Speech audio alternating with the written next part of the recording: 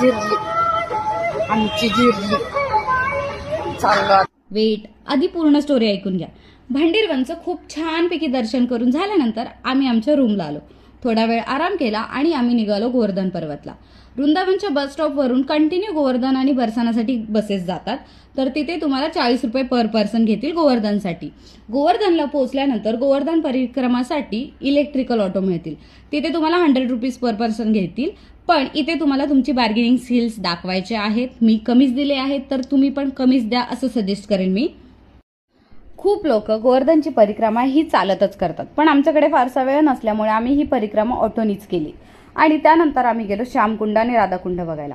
बैलाचं रूप घेतलेला अरिष्टासूर या असुराला श्रीकृष्णाने मारलं आणि बैलाला मारलंच म्हणजे गौवंशाला मारलं. त्यामुळे श्रीकृष्णाला तीर्थयात्रेला जाऊन सर्व पवित्र नद्यांमध्ये जाऊन स्नान करण्यास सांगितलं होतं. आणि त्यामुळे सर्व पवित्र नद्यांना एकत्र करून इथे श्यामकुंडाचा निर्माण केला होता. आणि त्याच ठिकाणी आपली बांगडी ठेवून राधा राणीने राधाकुंडाचा निर्माण केला होता. क्योंकि जहाँ राधा है वहाँ श्याम तो होगा ही.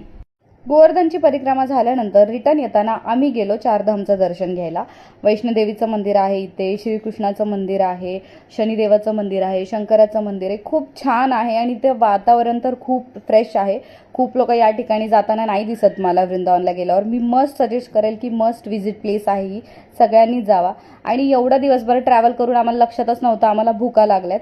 सो मस्तपैकी बटाट्याची भाजी असलेला बर्गर खाऊन मी माझा दिवस संपवते आणि भेटूया आपण नेक्स्ट व्लॉगमध्ये. बाय, टाटा.